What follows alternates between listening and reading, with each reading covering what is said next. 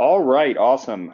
Let's go ahead and get started here. Again, thank you guys for joining us here on the weekly InfoTrust webinar series. Today we're going to be talking about a kind of a unique topic, discussing how global CPG, FMCG, and multi-brand businesses can win online through increased integrations between their analytics and their media. Before we start, though, I want to do a couple of housekeeping items here. First of all, if you check out the panel on your screen, you'll notice that you have a questions bar there. As we're going through the topics today, through the discussions, if you have questions that pop up, feel free definitely to put those questions in there. We are monitoring those questions here on our end, and we'll be happy to obviously answer those as we go through the presentation today. Second piece that I want to bring up, if you stay tuned towards the end, we are at the end going to have a kind of a special giveaway for the users and people that join the call today. So definitely stay tuned for that. It's something that'll be valuable, especially in the space of kind of the media and analytics topics that we're discussing today. My name is Chris Vaughan, head of vertical for CPG and Multi-brand here at InfoTrust. I have 10 years of experience in the digital analytics industry, and my primary responsibility today in my current role is to work with our CPG and multi-brand team here at InfoTrust to help some of the most recognizable brands in the world develop, deploy, and monitor their digital analytics strategies. I'm lucky enough to be joined today by my colleague, Brad Prenger, and I'll let Brad introduce himself as well. Thank you, Chris. Hey, everybody. I'm excited for the conversation today. My name's Brad Prenger. I lead our partnerships team at InfoTrust. Like Chris, I have a ton of experience within this space. Previously, I was at Google on the media sales side. So I've worked with the largest customers within the CPG space across the globe about working through their media plans and how that relates to analytics. So I'm excited to complement Chris's experience from an analytics standpoint and my experience from a media standpoint to have a really good productive discussion. So before we start, I wanted to give a quick overview on InfoTrust. I promise this is not a sales pitch. This is just give everybody a solid understanding of where we play and how we play. InfoTrust is an end-to-end digital analytics company. Our main priority and goal with any organization we work with is to help them measure, realize, and grow their return on investment of their digital ad spend. We do try to find out where organizations stand within their own custom maturity analytics framework and move them along that journey. So as far as our main responsibilities, we do a lot of data architecture, data governance work, which we're going to highlight today around the tag governance and CCPA. From a platform integration, we're very fortunate and blessed to be Google certified analytic partners.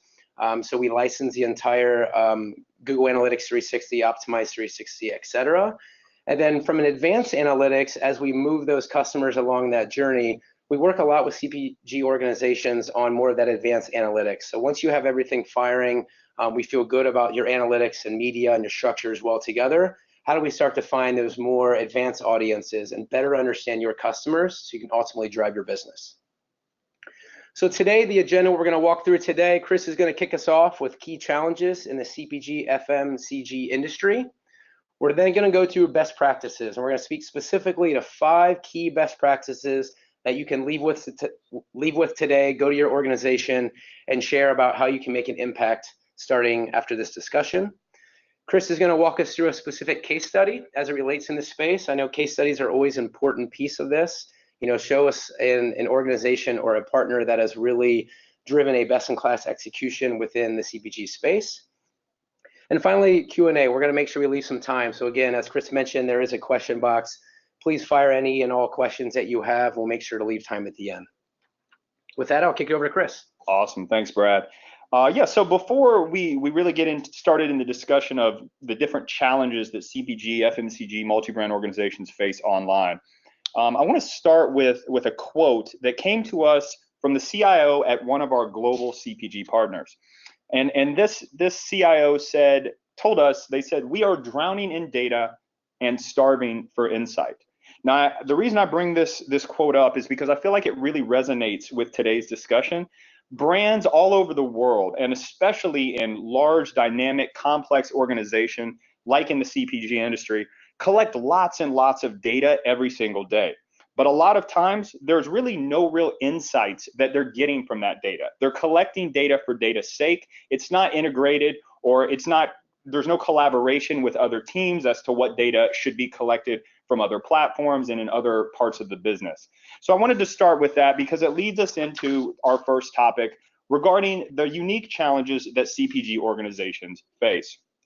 Now, as everyone on this call probably knows, global CPG, FMCG, and multi-brand organizations have a ton of very unique digital media and digital analytics challenges. Now, generally, those challenges are going to be very closely related to the size and scope of those organizations. Having very, very large organizations that are spread across lots of markets, lots of brands, kind of invite these challenges by default.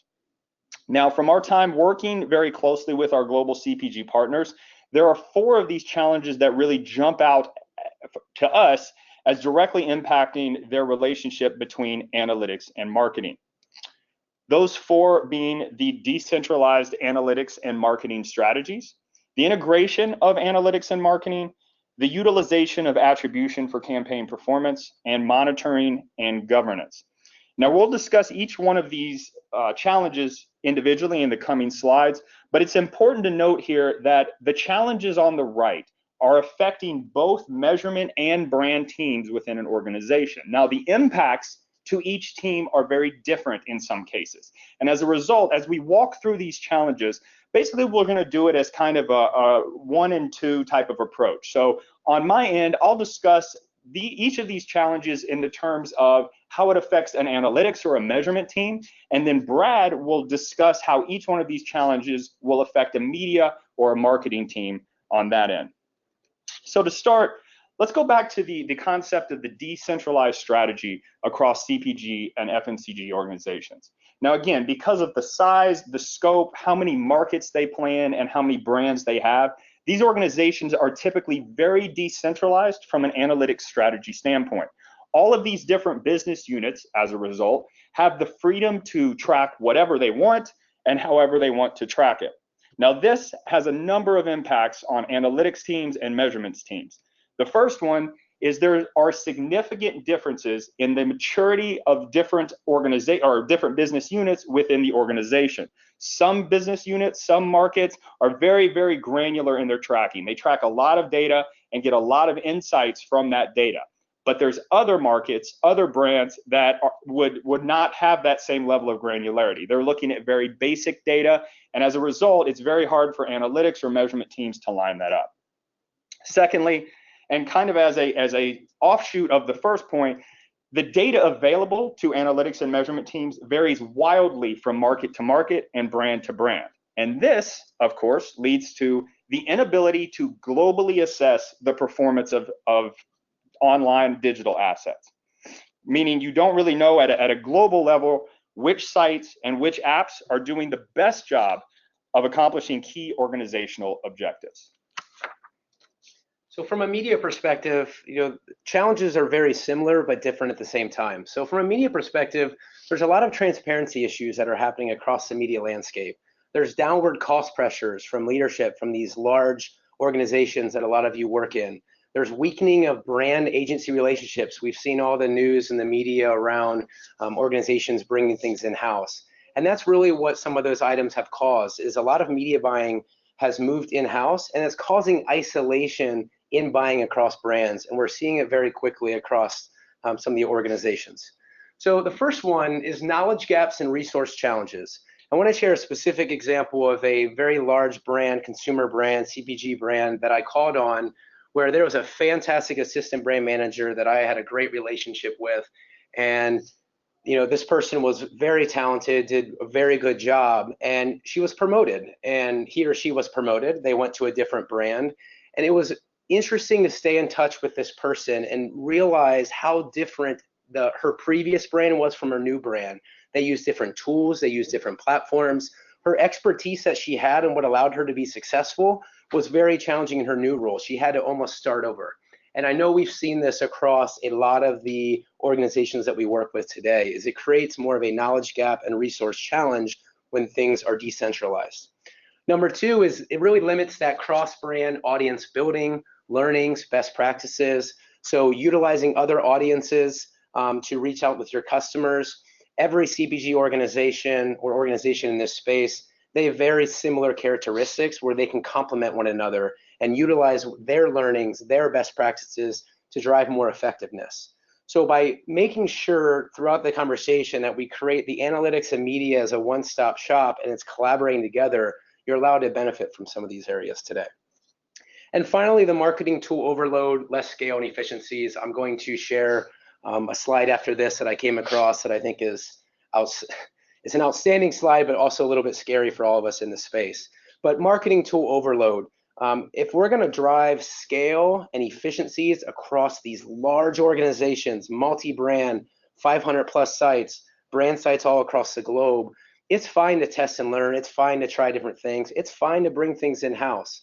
But you want to make sure as an organization, you have some fundamental tools and platforms that you stick with to drive those efficiencies that we're going to talk about later. So this is the slide that I wanted to share is the decentralized strategy. This kind of showcases my example about the assistant brand manager, but this is going nowhere. We've all seen the Lumascapes. They're a bit frightening. Wild to see from 2018 to 2019, it's still increasing pretty drastically. But the point here is there's all kinds of new innovative tools, platforms, and you want to make sure you have a process and be careful as an organization that you don't have brands all testing the same tool or platform, or you have duplication of efforts or contracts. You want to make sure that you're working consolidated in those efforts so you can learn from one another and save time, energy, and resources. Awesome. Yeah. So that definitely a scary image there when you consider how far things have come in just 8 years. But I think that's a good segue into the next challenge that we typically see at CPG and FMCG organizations is the integration between analytics and media, both from a platform perspective as well as a team perspective. So historically, again, because of that decentralized nature of the individual business units, CPG, FMCG organizations typically have very different platforms for marketing and analytics that are owned by different teams and that also don't communicate to each other. And so there's been a lot of research into the disparity in the different platforms and the systems. But three statistics that really jump out at us that kind of resonate for this specific challenge. So first of all, 51% of client-side marketers report using non-connected technologies to manage data for different channels. Second, 42% of US B2C marketers had challenges working across internal silos. So I'm guessing, just based on my experience with CPG organizations, most of those, the remaining 58% there were probably non-CPG organization people, because from my experience, the size and scope of traditional CPG organization definitely there's a lot of trouble with those internal silos. And then finally, and I think most incredible, is 30% of US B2C marketers reported difficulty integrating advertising, marketing, and customer data.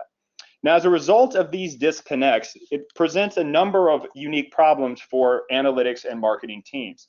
From an analytics standpoint, there's an inefficient or non-existent exchange of information between systems in order to assess marketing performance. So because there's no integration between analytics and media, typically, there's really no true way to assess the performance of online campaigns based on what they're doing, what users are doing on your website. Secondly, there's varying collaboration between analytics, media, and brand teams. So because the collaboration just isn't there between these teams, historically, the correct tracking doesn't get set up, and as a result, the correct campaign objectives aren't really conveyed or reported on from an analytics side. And then finally, and very important recently, is that the lack of integration leads to a struggle to adapt to some of the recent online regulatory and technology changes. So this is a really big one right now and a really hot topic in the industry. We'll definitely talk about this more in a second because it warrants basically its own section. But in general, there's a number of changes, or there have been a number of changes in the industry recently, which are really heavily affecting organizations that have disconnected analytics and media platforms. So again, we'll go into a little bit more detail on this in a second, but I did just want to surface it now as kind of a side effect of that integration challenge. Thanks, Chris. And from a media standpoint, we have challenges as well. So without end-to-end integration, and this is a really big one for me, being in the media space, selling media for 7 years, working with the largest CPG companies in the world, is without an end-to-end integration, you can't build audiences off of on-site user activity. So again, we're going to talk about moving away from vanity metrics and going to actionable metrics. But if you don't have that end-to-end integration, it's really hard to evaluate and understand partner performance and media partners and how that media is working effectively or not if you're not looking at what's happening on your site or wherever that landing page may be. Number 2 is internal battles, quarterly rushes for metrics, additional meetings, and a lot of complexity that's not necessary. It's common without that centralized, integrated organization where you, the brand marketer who's running media, has a direct connection to you, or the analytics teams. There are organizations within CPG that do this extremely well. There's organizations within CPG that are very isolated. So without having that quarterly rush or like, oh shoot, we need reporting, who do we talk to, how do we get this different reporting? If you're integrated and understand, hey, this campaign's coming, I want to make sure it connects with this, you can start to really understand the full picture of your customer. And finally, this goes back to a little bit of the vanity metrics as I mentioned, but organizations continue to celebrate click-through rate, impressions, high reach numbers, but continue to ignore how campaigns, partners are driving online and offline sales. So how is that impacting my site? How far are they making on my site? Are they clicking that where to buy button? Are they downloading the coupon? Are they visiting the store within a certain attribution window? Those are the kind of questions that organizations are still challenging with, but the ones that are growing, the ones that are moving quickly and able to monitor and successfully implement media campaigns are the ones that are looking at that full end-to-end picture. Yeah, we've talked a lot so far about, or we've hit on several times about reporting and the importance of analyzing campaign performance and from the integration between media and analytics. But it really deserves its own piece in this from a challenge perspective, and that is obviously the attribution of campaign performance. So CPG organizations globally, again, because they have so many websites, so many apps, so many digital assets, they tend to have issues assessing the collective performance of their digital marketing. Now, this happens for a number of different reasons. So Brad hit on this a second ago, but in terms of attribution, it's very important to note that vanity metrics and relying on vanity metrics, things like bounce rate or session time, pages per session, those are really poor metrics to be measuring campaign performance on as well. As a result, you want to look at actionable metrics. The things that typically aren't the easiest to get are generally the most beneficial for in terms of assessing performance. Secondly, poorly developed measurement plans for either site goals or campaign goals.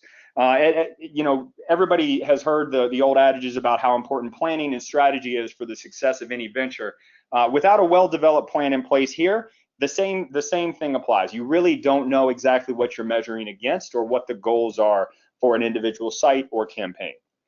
And finally, there's no alignment on attribution modeling or which model is right. Now, attribution modeling is a very complicated topic to discuss. And so we'll talk a little bit more, go into a little bit more detail about it later. In general, though, attribution modeling, there's lots of different ways to measure attribution.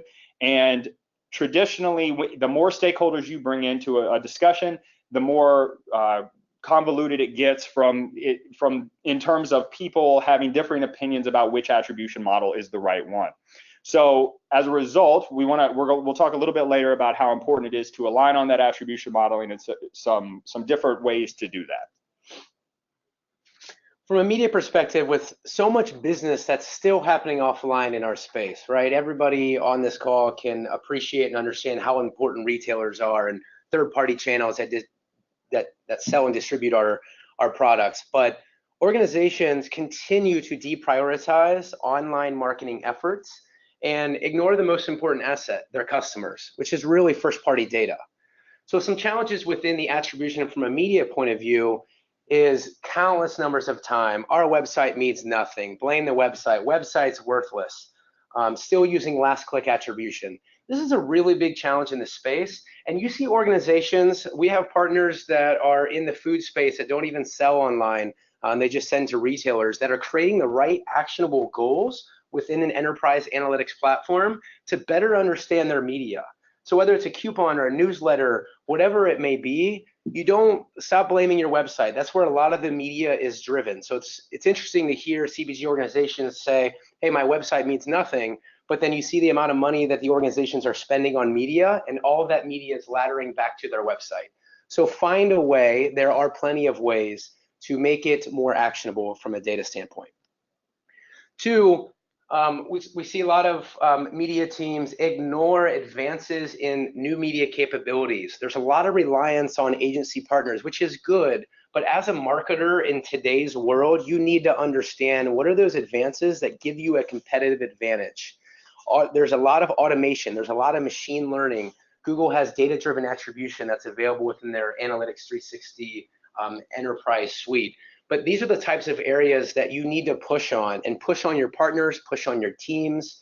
If you're doing manually bidding, all of that is automated using machine learning to better understand your customer and how you reach them with the right personalized message. And finally, the failure to balance reach and targeting based on quantifiable goals, both online and in-store. So when I mention reach and targeting, what I've seen, and I would love any feedback on this, but the pendulum goes back and forth. One year it's all about how brands grow and I want to reach as many consumers as possible and all I care about is household penetration. The next year is I want to have the most sexiest targeting campaign that anyone's ever seen and I'm gonna win an award. So specific things of, hey, I want to reach somebody in the New York market who's drinking coffee from 2 to 3 p.m. That's celebrated as a really exciting campaign.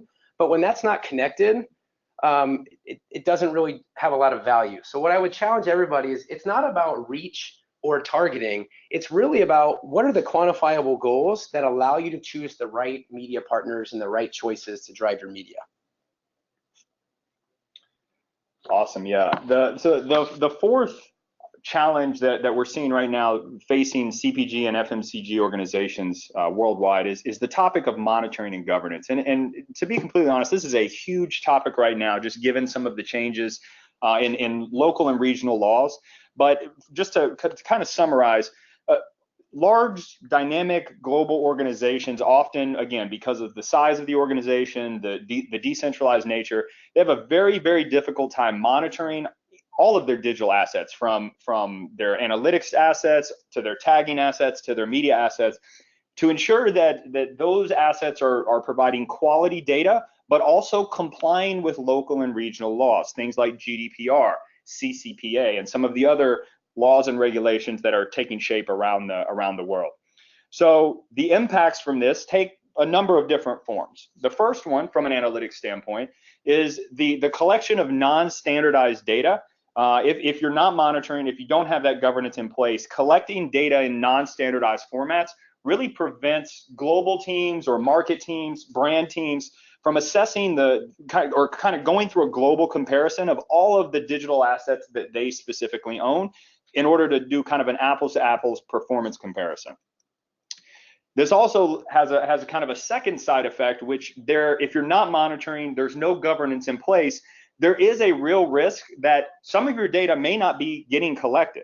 So those things those reporting metrics that you have to present to your leadership and your management every quarter, if you're not monitoring that data to make sure it's actually coming in, what happens 1 week before your report is due and you don't have the KPIs that you were supposed to provide? You find out they haven't been getting collected over the last quarter. That's a real serious problem these days, but one that is definitely able to be resolved using tag governance and monitoring tools.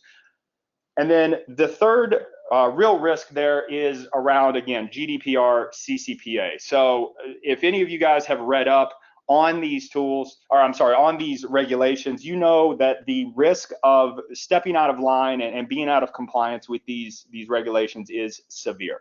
The fines for some of these are incredibly high. And so definitely, again, the low cost of monitoring, the low cost of implementing a governance strategy is more than offsets the potential disaster of violating or stepping out of line of one of these laws. Thanks, Chris. Media teams need to have a role in tag governance. I just got, this was about a month ago, but it was my first like big step in realizing media teams with CCPA coming in 2020. This was a Fortune 100 retailer, very large retailer across the country here in the US. And their lead media person, who's spending a ton of money on media, was asking us about tag governance, asking us about how they make sure they put the right policies, procedures, do the audits in place for tag governance. So for me, it was really impactful because you can see the industry shifting. It used to be from a media standpoint, like, well, let's just let my analytics team deal with that. What's different now with the new laws and regulation is anytime you add a new tool, a platform, a third party, if you don't have that lined up with your analytics and the folks that are running the back end of your site, you're putting your company, you're putting your brand at risk for fines and potentially even getting a much lower quality first party data. So again, going back to first party data, its first and third party tags can significantly impact the site speed and performance. So when you have a ton of legacy tags where you haven't cleaned up your site in a couple years, if you remember back to my chart, that continues to increase the number of tools and platforms that you can use, it definitely impacts site speed and performance. We actually saw, this was not in the CPG space, but we actually, a retailer we work with, we were able to remove 30 to 40 legacy tags that they weren't even aware of, and their site speed improved significantly, up to 2 seconds. So it's a very big deal, especially for your heavy direct-to-consumer brands. Second one is data collection issues. Chris already mentioned this, but as you're doing audiences for remarketing, a common situation that would happen on the media side is I would get a frantic call saying, hey, what's going on? My reporting doesn't look right. What's happening? We would investigate, and a week ago their floodlight tag dropped off. So they lost that crucial, critical audience during a key time frame, like back to school or Black Friday, whatever your key time frames are for your organization. And finally, customers recognize a bad experience. I think we all can agree and align on that we've had those experiences with brands. It doesn't matter the cost of the brand, doesn't matter the value, doesn't matter how big it is or small it is. We've had experiences with brands that was a very bad impression on the brand itself, and it turned us off. And in today's environment and ecosystem, when I can start a new brand tomorrow and start selling it out of my garage, you want to make sure that you give a very, very good experience to your potential customers. I'm going to leave with this as far as this section, because again, this is an area, we have a platform called Tag Inspector. It's basically a tag auditing and monitoring platform. So it's helping organizations really implement a tag governance strategy. We do work with a lot of large CPG global organizations that have a lot of complexity, hundreds to thousands of sites. I just wanted to share this as an example because this relates back to those Luma charts, Lumascapes that I was sharing with you. This is an actual CPG, I'm not going to call anybody out, but this is an actual CPG site. This is the amount of tools and platforms and things firing on page source versus through their tag management system. Not to be technical, but there's a lot of piggybacking going on. There's a lot of potential risk with the GDPR compliance. And frankly, there's a lot of risk with having this many tags that it's affecting your data collection, and it's also impacting the site speed and the customer experience. Yeah, no, that is a scary chart. So we talked a lot so far about challenges, right? And I think everyone, the 4 challenges we talked about so far, I think everyone on this call has probably, those probably resonate with you. If you work for or with a CPG, FMCG, or large multi-brand organization in some way, chances are you've seen, experienced, been through these situations before. So as Brad's mentioned several times, we work here at InfoTrust with literally some of the largest CPG organizations in the world. And so obviously we've encountered all these before, working with our CPG and FMCG partners as well. From our experience kind of helping resolve these issues for our individual CPG partners, it really gives us kind of a unique perspective on some best practices or techniques to eliminate or at the very least mitigate the challenges that we've talked about. And so today what we'll talk about is 5 best practices that you can use at your organization, take back immediately to help resolve some of these issues between media and analytics integrations. So the first one, creating collaborative site-specific plans. Now, a common mistake in CPG orgs is that they treat all sites within the organization the same way. So as Brad mentioned earlier, a lot of times on sites that don't have an e-commerce component, which is typically what, or traditionally what CPG, FMCG websites are, or they don't have that. Commonly, those sites get treated as low value, or it's very hard to measure the return on ad spend or the return on investment from digital media. But the fact of the matter is, every single asset in your organization is not equal. Every site, every app, every asset has unique goals, unique KPIs, and unique business objectives. So the best way to look at this is in terms of what we call at InfoTrust a measurement plan. Now, measurement plans are typically something that is normally analytics driven. Normally, analytics teams traditionally have been the ones driving, producing measurement plans based on their knowledge about a new site or a new page or functionality on a site. However, from our experience, creating a measurement plan really needs to be a collaborative experience between not only the analytics team, but also the media and brand teams as well. And specifically, what you're looking to identify and plan out as part of this measurement plan are two different things. Number one, what are the overall site and campaign objectives? So the site that the media is running to, and then obviously the individual media or marketing campaigns themselves. And then secondly, and perhaps more importantly, what KPIs will allow you to definitively measure the success of specific campaigns that are pushing towards those site and campaign objectives. Now, I've got a kind of a sample measurement plan here on the screen, not a real site, but kind of what an example of a CPG non-e-commerce measurement plan would look like. So we basically divide this into 4 different sections. Objective, again, the objective of the site. What goals on the site will allow the objectives to be satisfied? What KPIs can we measure to ensure that the campaign or the site goals are successful? And then the segments of users we need to look at that are important for us and our individual brands. So in this case, the objective we'll say is, let's say a brand or an organization has a brand new product variant and they want to introduce it to the market and drive additional trials of that product or that product variant. So on site, you may have 2 different goals that they're looking to accomplish. The first being to download coupons specific to the new product variant. So maybe the market is offering $2 or $3 off coupons and they want to increase or drive downloads of those coupons. And the second goal might be to collect users, get users to register, collect emails, signing up for coupons and additional information about that new product variant, which then obviously they can use for future product marketing or remarketing, as the case may be. Now, in terms of KPIs, the KPIs is the most important part of this whole thing, in my opinion. The reason is because if you don't have a defined KPI to measure against, you'll never know if your site or your marketing campaign is successful at accomplishing the goal that you're looking to get. So for the coupon download, the KPI here is going to actually be the number of downloads of PDF coupons on the site. And then in terms of registering for emails, the KPI is going to be the number of completed registrations from new users. In terms of the actual users you're looking at, though, there's 2 different types of dimensions in your analytics program that will tell you if your campaign is successful at reaching the correct people. The first one is obviously traffic sources. You guys as media, as marketers, want to see what sources, what campaigns are driving people to actually complete this KPI or to hit this KPI in order to complete this goal and the site objective. And then for coupon downloads, you really want to maybe look at geography, right? Where are the users sitting? If users are downloading coupons very heavily in one area of the country, obviously that's going to be a very good driver indicator of where those coupons might be redeemed. And then obviously registrations, if you're looking at registrations just from new users, it's going to be important to segment out new versus returning users.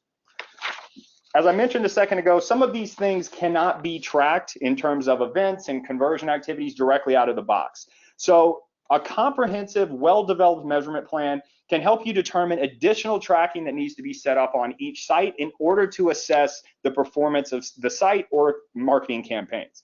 This really takes 3 different formats. So first is additional attributes that you want to track about users, sites, or pages. The terminology around this in Google Analytics would be what is known as a custom dimension, but they have this same sort of attribute tracking in other platforms as well. Conversion activities is the second piece. It's the activities on your site that are dedicated as conversion. So they would really truly be the goals that we talked about in the previous slide. And then the second one, or the third one, is user interactions. These are the things that the individual actions a user can take on your site: clicking a link, filling out a form, downloading a coupon, those sorts of things, which aren't tracked out of the box. If you have a holistic measurement plan in place, it makes it very easy to determine exactly what you need to track in order to assess the performance and the measurement of that measurement plan. Thank you, Chris. I'm going to jump into best practice number 2, actionable metrics, not vanity metrics, which is something that we've mentioned multiple times. I'm going to give you a moment to read this. This is one of, I keep this at my desk because I not only think it's hilarious, but it's just right on and hits the spot. So the reality around this is we really encourage organizations that are complex, multi-brand, is to build your marketing platform, build the way you're going to work across an organization. So I'm going to quickly show you something that we put together around like how we're typically used to seeing it. So on the left side, you have accountable marketing performance. This is what your media teams care about. They're running multiple platforms. They want to understand what their media metrics are, how they're doing, what their reach is, and that's really where it stops. On the other side, you have folks like Chris working with the centralized analytic teams at these organizations. So they're trying to map online behaviors to online customer profiles. They're trying to upload this data into certain databases and build those insights. That's really the analytic teams. The goal where we want to bring is that single view of your customers with analytics. So every media campaign you run, you want to make sure that that ladders back to analytics and it's a really well integrated plan. That's going to be critical to succeeding over the next 5 to 10 years in this very competitive space. So a few tips to make sure your campaign is actionable. Number 1, align with your team on actionable goals for this campaign and how you'll measure success. So store visits, clicking where to buy, watching a video, downloading a coupon, those are all common metrics that our partners use. Number 2 is share the details and timing of the campaign across the organization. Include your shopper marketing teams. A common example is, a brand runs this $10 million campaign and the Walmart, Target, their key retailers don't even know they're running the campaign. You can build audiences off of what your big, large brands are doing and piggyback your retailer teams and make that more successful and actionable. And finally, document the learnings, reiterate, adjust the campaign in real time. This is a very big deal. Don't wait until the end of the campaign to determine success. The brands that are succeeding within CPG and this category or vertical are the ones that can actually start a campaign and adjust quickly, not wait 6 months and then be like, all right, well, we have to readjust. If you have actionable, quantifiable end goals, you can adjust in real time and make sure you get the most successful campaign that you possibly can. So, a special note, an exciting, groundbreaking campaign does not always drive the business. So again, focus on making your brand a category leader, not winning an award. Awesome, good tip there. Best practice number 3, and we've kind of hinted at this a little bit, but we'll go into it a little bit more deep dive right now. Putting a greater emphasis on first-party data as opposed to third-party data. Now, the fact of the matter is, again, if any of you use the internet at all, you've probably seen that this is a huge topic right now, not just in CPG, but everywhere online. Users are expecting more transparency, more choice, and more control about how their online data is used. There's a number of regulatory and technology changes that have been popping up all over the place for the last few years. And as a result, technology is really having to transform with it. Browsers are implementing significant changes. Safari is the most common, the most obvious one that you've probably heard of, ITP, or Intelligent Tracking Prevention. The technology literally limits the impact of third-party cookies. As a result of this, first-party data sources have become the most reliable way to measure conversions effectively. Now, when I talk about third-party versus first-party cookies, I know sometimes that's a little confusing. So I've got a diagram on the screen here, and this is a screenshot, a snapshot of the cookie collection that is taking place on Pepsi.com. So if we look at the top cookie there, if you notice, the domain of that cookie is not Pepsi.com. So that is what we would call a third-party cookie. That cookie is collecting data. It's coming from a different domain. And so technologies such as ITP, Edge, and Firefox, Chrome have started implementing different blockers for this as well. But that would be the type of cookie that would be affected, the type of list that would be affected as a result of these changes. Now, on the other hand, you have a number of first-party cookies that are being collected there, all which have been created from the Pepsi.com domain. Now, these are what we would call first-party cookies. These cookies are not going to be blocked or limited by these browser technologies. The impact will not be as great as it is with the third-party cookies. So as you can probably tell, third-party cookies are kind of going the way of the dinosaurs, while first-party cookies are really the future of conversion tracking. So the question is, if third-party cookies are being blocked and limited, what's the resolution if you don't want to have your metrics or your audience lists affected?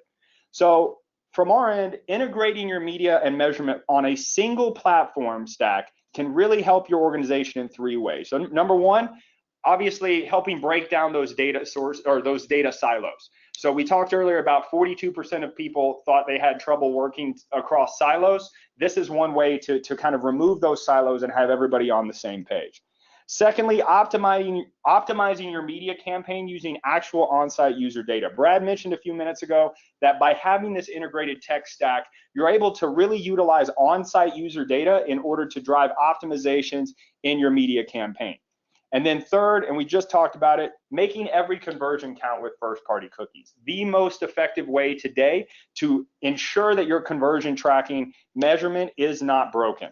So kind of what this looks like, as the foundation, you have that enterprise analytics system. You can take that enterprise analytics system, push metrics, conversions, remarketing into your integrated brand media system on the same platform. And then from there, out of that brand media platform, you can push campaign performance data, media cost data, and again, the cycle continues and continues. You can see how optimizations are driven based on how those two platforms work together. Thanks, Chris. Best practice number 4, use site-powered remarketing audiences to drive remarketing success.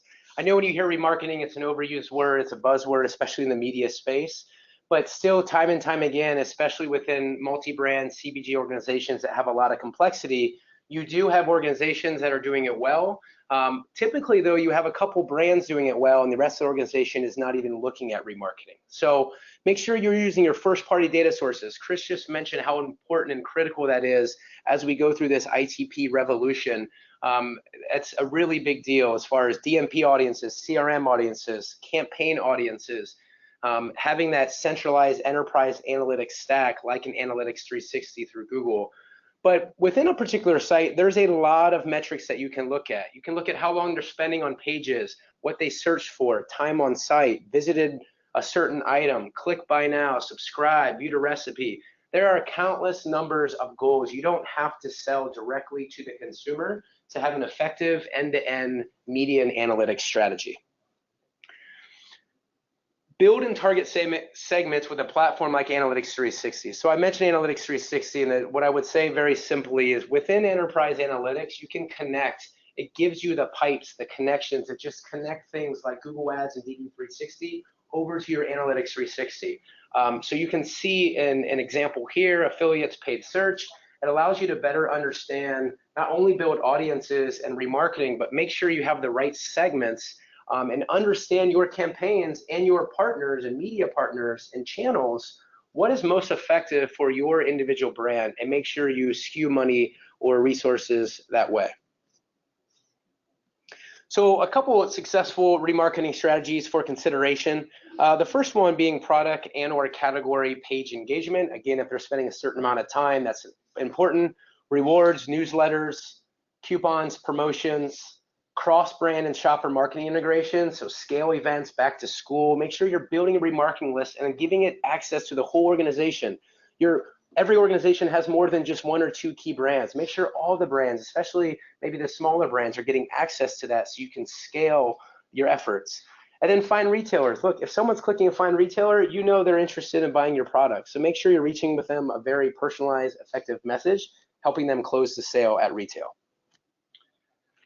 All right, so we've come to the final best practice, and again, we get back to this topic of attribution. Again, a kind of a detailed, deep dive topic that requires a little bit more time. So when we talk about reporting, by default, most enterprise level analytics tools have some sort of what is called attribution reports out of the box, which are really a great way to determine how effective your marketing campaigns, your marketing channels are at driving traffic to your site, which are going to complete key site conversions. Now, by default in Google Analytics, there are 7 different attribution models. And I'm not going to go in today into what each one of these models reflects and the differences between them. But in general, know that the attribution reports and attribution modeling allows you to really assign weighted values to each touch point in the user's journey. So you can see from that attribution data which marketing activities were the ones that best contributed, again, to your key site conversions on your site. Now, one thing to note here that is very, very important is that key site conversions does not equal e-commerce transactions. This is something in the CPG industry that is very, very common, that people say, well, my site doesn't have e-commerce on it, so I'm not going to waste the time or the energy doing attribution modeling. At the end of the day, though, anything you're spending media dollars on online, you need to be able to assess the impact of those media dollars to determine the ROI, ROAS, as well as cut any wasteful campaigns so you're not wasting that money in your organization. So a couple of additional points around attribution and attribution modeling. So the first that I want to point out, in the last slide, I shared 7 default, if you will, attribution models available in Google Analytics. But there is no best attribution model out there.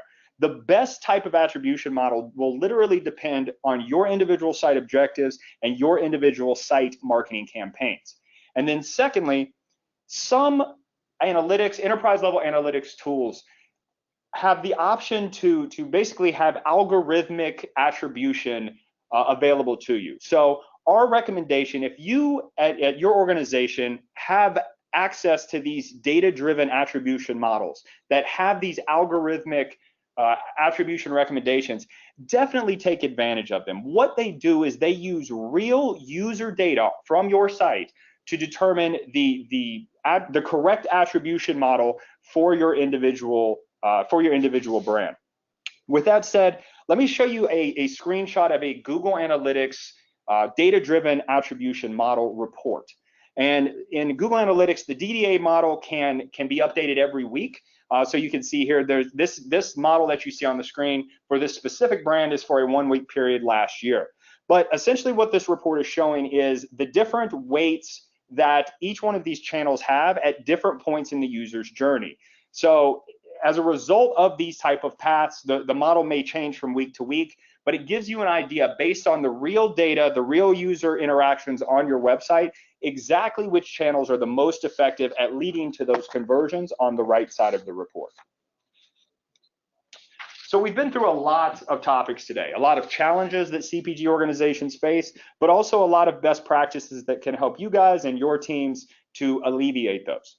So for some inspiration, kind of as we move towards the end here, let's look at an example of how well all this can work together when analytics and media are fully aligned and in sync with each other. Here at InfoTrust, we partner with, again, a lot of global CPG organizations, but the one specifically we're going to talk about here is one that manufactures and distributes coffee products and accessories in more than 100 countries worldwide. So obviously a very complex, dynamic organization. Our partner has invested heavily in digital media because of the competition in the coffee market, looking to do 3 things: drive brand awareness, promote on-site engagement, and encourage transactions on their site. Again, in this specific situation, our partner does have e-commerce capabilities. I realize that sometimes, though, in the CPG space, that's not available. Now, this partner does have the benefit of having an integrated media and analytics solution. And what that allowed us to do at InfoTrust was working with both the brand and the website teams to develop that comprehensive measurement plan that we talked about earlier. And now in addition to that, once the comprehensive measurement plan was created, we worked with those same key stakeholders to develop over 1,000 different site-specific remarketing audiences. Now, think about how powerful this is to have that many different ways to remarket and retarget users based on their actual on-site engagements. You can see some of the actual remarketing audiences. I've changed some product names just to hide the actual product names. But in general, that's just a small sample of the over 1,000 audiences that we put together. Some of them are very, very detailed and wouldn't actually fit on this slide.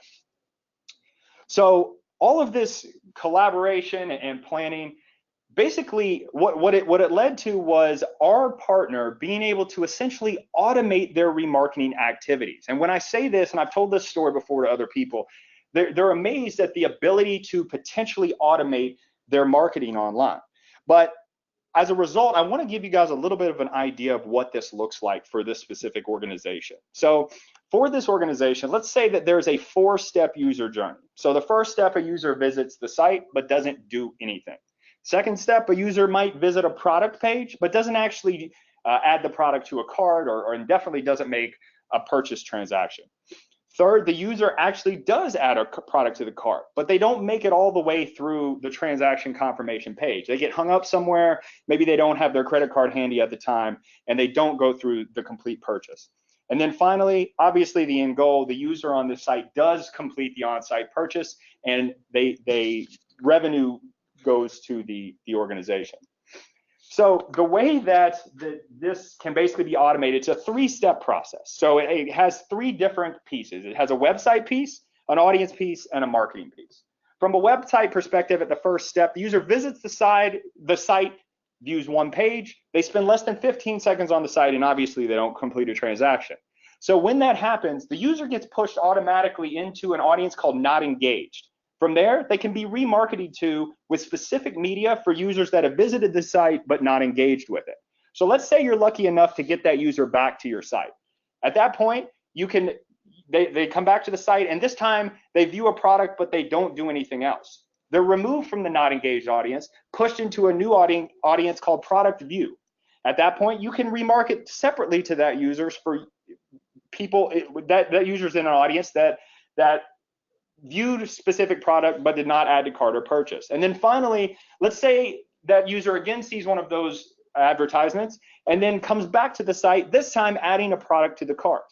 They're then removed from the product view audience and added to the add to cart audience. At that point, they can be automatically remarketed to based on a user who added a product to their cart but didn't make a purchase. Definitely a very powerful funnel and a very powerful flow.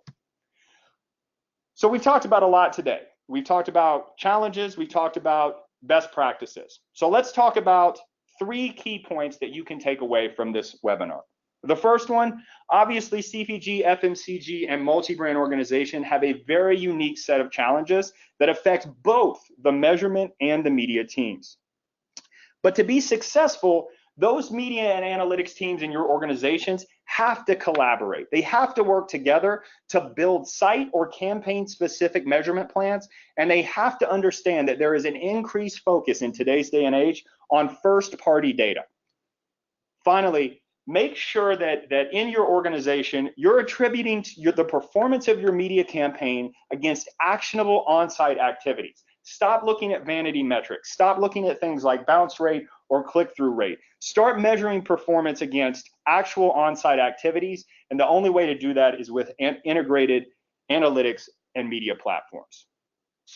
So we come to the end of our webinar today, but I do want to draw your attention to the rest of the events that we have going on here at InfoTrust.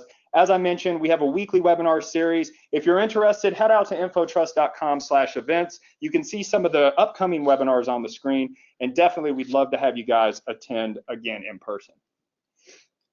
Finally, I want to point out, I said at the beginning that we do have a giveaway. If you guys pop over, Brad mentioned Tag Inspector earlier in the webinar. If you guys pop over to taginspector.com/free scan, you guys can input the URL of a site that you want to get a scan for, and it will literally output results of all of the tags that are currently loading on your individual website.